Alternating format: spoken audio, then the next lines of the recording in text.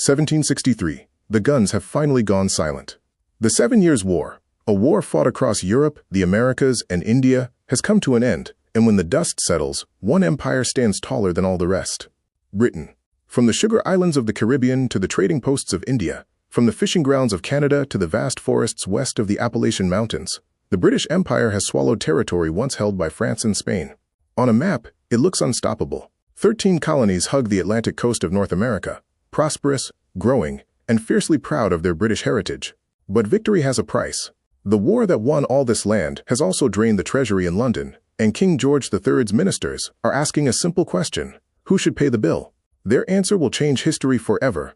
Before we go further, if you're enjoying this story, hit that subscribe button, follow the channel, and drop a like. It really helps us keep making videos like this. And here's something I'd love to know. Where in the world are you watching this from?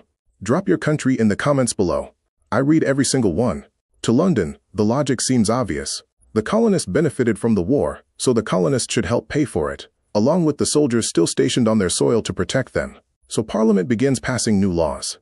The Sugar Act in 1764 taxes molasses. The Stamp Act in 1765 taxes nearly every piece of paper in colonial life, from newspapers to legal documents to playing cards. Then come the Townshend Acts, placing duties on glass, paint, paper, and tea. But something unexpected happens. The colonists don't just grumble and pay. They organize. Merchants boycott British goods. Crowds burn tax stamps in the streets. A rallying cry spreads from Boston to Charleston: no taxation without representation. The colonists aren't rejecting the king, not yet. They're rejecting the idea that a parliament thousands of miles away, where they have no elected voice, can reach into their pockets whenever it pleases. London sees defiance. The colonies see principle, and the gap between them is widening fast. By 1770, tensions boil over in Boston. British soldiers, jeered and pelted by an angry crowd, open fire. 5 colonists lie dead in the snow. The colonists call it a massacre, and it becomes a rallying symbol, proof to many that British rule now means British muskets pointed at British subjects. December 1773, Boston Harbor. Parliament has passed the Tea Act, granting a British company a virtual monopoly on tea sales in the colonies. To the colonists, it isn't really about tea, it's about control. That night, a group of colonists, thinly disguised as Mohawk warriors, board 3 ships and dump 342 chests of tea into the harbor.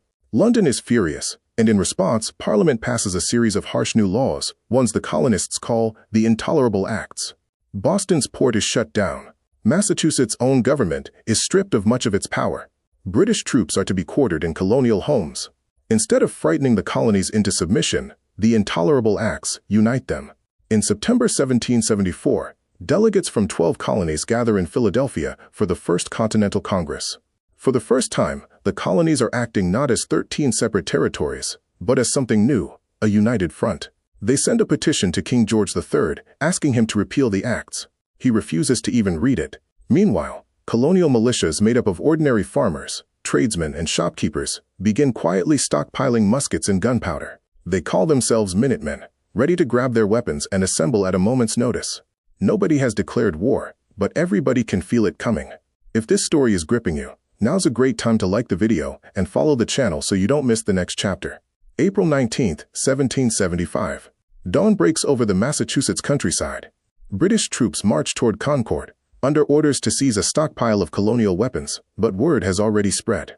Riders, among them a silversmith named Paul Revere, have raced through the night warning towns along the route that the regulars are coming.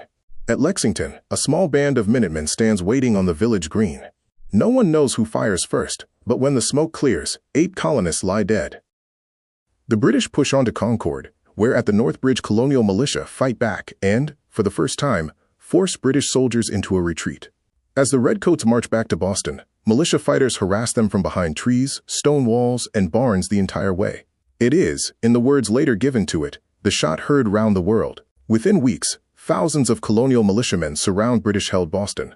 The Second Continental Congress convenes and takes a momentous step, creating a Continental Army and placing a Virginia planter named George Washington in command. The colonies are no longer just protesting. They are at war. For more than a year, fighting rages, but many colonists still hope for reconciliation with Britain. That hope dies in the summer of 1776. In Philadelphia, a committee including Thomas Jefferson, John Adams, and Benjamin Franklin drafts a document unlike anything the world has seen. It doesn't just list grievances, it declares a radical idea that all men are created equal, with unalienable rights to life, liberty, and the pursuit of happiness, and that when a government violates those rights, the people have the right to overthrow it. On July 4, 1776, the Continental Congress adopts the Declaration of Independence. 13 colonies now call themselves the United States of America. There is no turning back now. Britain's response is swift and overwhelming. Within weeks, the largest expeditionary force the British Empire has ever assembled arrives in New York Harbor, over 400 ships and 30,000 soldiers, sent to crush the rebellion before it can spread any further. Washington's ragtag army, untrained and outgunned, suffers a string of brutal defeats. New York falls. Philadelphia falls. Through the winter of 1777, the Continental Army huddles at Valley Forge, freezing, starving, and on the edge of collapse. Yet somehow, the cause survives. A stunning American victory at Saratoga in 1777 convinces France that these rebels might actually win, and France throws its navy and its treasury behind the revolution.